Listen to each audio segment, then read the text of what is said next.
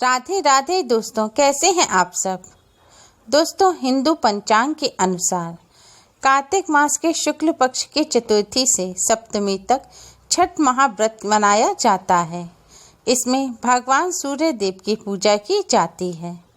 छठ व्रत खास तौर पर पुत्र प्राप्ति के लिए किया जाता है। छठ पर छठी मैया के जयकारे के साथ आराधना की जाती है।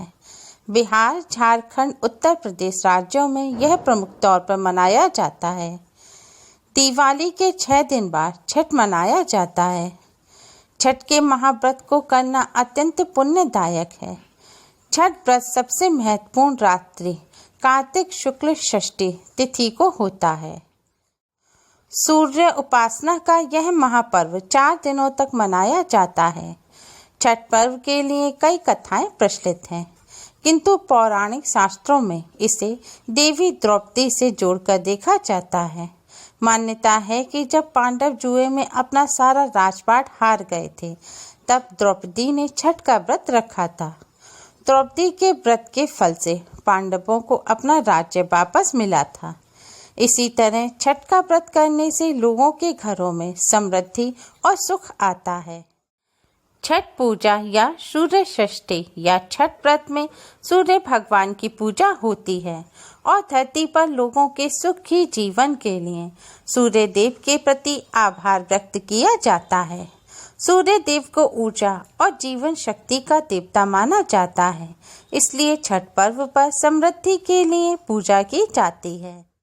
स्कंद पुराण के अनुसार राजा प्रियव्रत ने भी यह व्रत रखा था। उन्हें कुष्ठ रोग हो गया था। भगवान भास्कर से इस रोग की मुक्ति के लिए उन्होंने छठ व्रत किया था। स्कंद पुराण में प्रतिहार षष्ठी के तौर पर इस व्रत की चर्चा है। मनोकामना पूर्ति के लिए भी छठ व्रत रखा जाता है। छठ व्रत रखने से आरोग्य की भी प्राप्ति होती है। छठ व्रत पर छठी माता की पूजा की जाती है। अर्थवेद के अनुसार भगवान भास्कर यानी कि सूर्य देव की मानस बहन है षष्ठी देवी। प्रकृति के छठे अंश से षष्ठी माता उत्पन्न हुई हैं। उन्हें बालकों की रक्षा करने वाले भगवान विष्णु द्वारा रची माया भी माना जाता है। बालक के जन्म के छठे दिन भी षष्ठी मैया की ही पूजा की जाती, ताकि बच्चे के ग्रह गोचर शांत हो जाएं। मान्यता के अनुसार भगवान कार्तिकेय की शक्ति हैं षष्ठी देवी।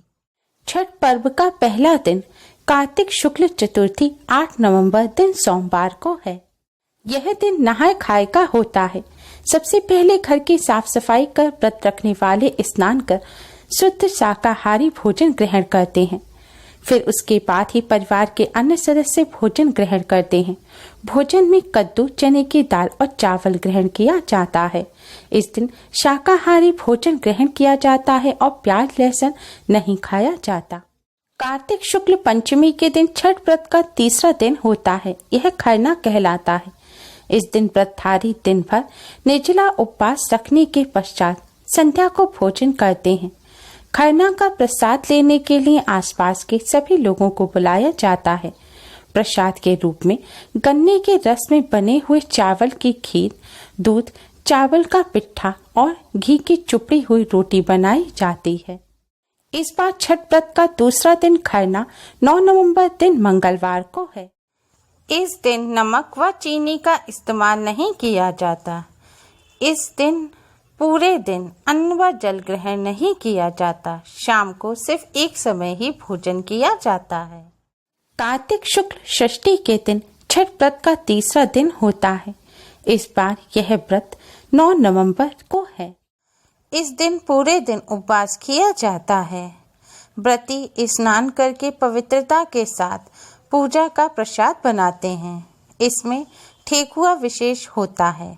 कुछ स्थानों पर इसे टिकरी भी कहा जाता है। चावल के लड्डू भी बनाए जाते हैं। प्रसाद व फल लेकर बांस की टोकरी में सजाए जाते हैं।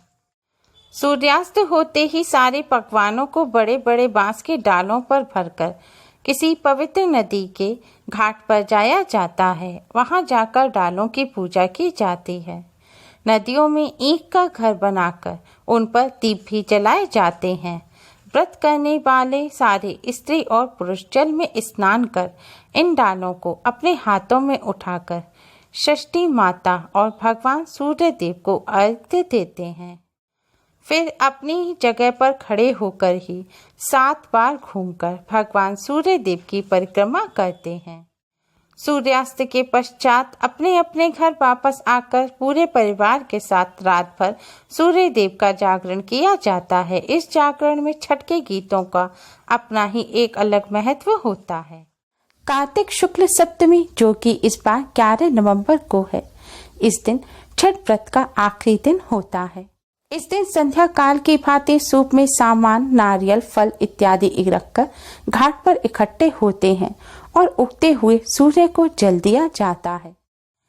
फिर षष्ठी पर जिस तरह से पूजा की जाती है, उसी तरह से सप्तमी पर सूर्योदय के समय पूजा की जाती है।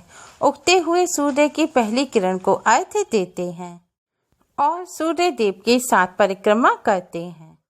फिर छठ व्रत की कथा सुनी जाती है। इसके बाद भगवान सूर्य देव को प्रणाम करते हैं। फिर छठी माता को प्रणाम करते हैं और अपनी संतान की रक्षा की कामना करते हैं। अपनी मनोकामना पूर्ण करने की प्रार्थना करते हैं। प्रसाद वितरित करके व्रत का पारण किया जाता है। व्रत के पारण में भी सात्विक भोजन ही ग्रहण किया जाता है।